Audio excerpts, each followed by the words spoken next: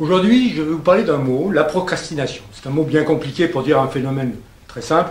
Le fait que la tendance générale de beaucoup de gens, c'est de remettre au lendemain les choses qu'on préfère aujourd'hui, que vu l'abondance des choses à faire, on n'arbitre pas obligatoirement dans le bon sens, que dans la masse des sollicitations, finalement, on a une culpabilité latente en disant est-ce que j'ai fait les bons choix, est-ce que j'ai pris les bons messages, est-ce que j'ai fait attention à ci ou à ça.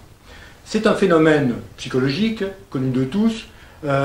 Certains philosophes, d'ailleurs, je vous conseille ce livre de John Perry, qui est un philosophe américain, La procrastination, qui est un vrai best-seller. Certains philosophes considèrent que la procrastination, c'est un art, c'est-à-dire que ça peut servir et que ça peut s'organiser à titre personnel. Mais la technologie vient changer ça de façon majeure et l'amplifier. On est dans un monde où il y a explosion des données, explosion de l'information. Chaque année, les données se multiplient par 2, enfin tous les 18 mois par 2. L'année dernière, le monde a généré 3000 milliards de données. Bien évident qu'on ne va pas les lire toutes. Et c'est des données de quel ordre? Ça va de l'émission télé, aux messages, aux sites web qui se créent, enfin les messages que vous recevez sur votre téléphone, etc. Les SMS, les tweets, j'en passe et des meilleurs.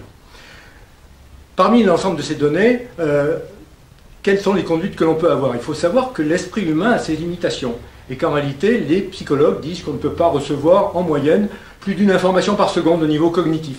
Donc dans les 3 minutes qu'on va faire, vous recevrez au maximum 180 informations. Pendant votre vie, 3 milliards d'informations. Donc vous allez être obligé d'être très sélectif, vous allez être obligé de choisir, de dire ça je prends, ça je prends pas. Les entreprises sont au cœur de ce débat, puisque l'explosion des messageries, le nombre de messages, mes 200 messages par jour, lesquels je traite, lesquels sont importants, lesquels je mets à la poubelle directement, lesquels je ne lis pas, etc. On est dans cet environnement où on est amené à faire ça tous les jours. C'est amplifié du fait de l'existence des réseaux sociaux, alors ça va de Facebook à LinkedIn en passant par bien d'autres, et ces réseaux sociaux créent une impression d'un nombre de contacts avec un nombre exceptionnel de personnes. Mais on sait très bien qu'en réalité, on gardera le contact réel qu'avec 150 personnes, c'est ce qu'on appelle le nombre de Dunbar, et on sait que c'est limité. Donc on est tout le temps, on se sent aussi coupable de ne pas garder le contact avec ces gens avec lesquels on est en réseau.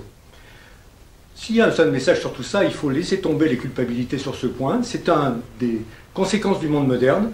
Il faut faire confiance à l'humain pour trouver sa tactique et peut-être utiliser exprès la procrastination pour pouvoir laisser des bruits faibles lui arriver, pouvoir faire des choix qui ne seraient pas ses choix prédéterminés et rentrer dans un autre domaine qui s'appelle la sérendipité, mais ceci est une autre histoire.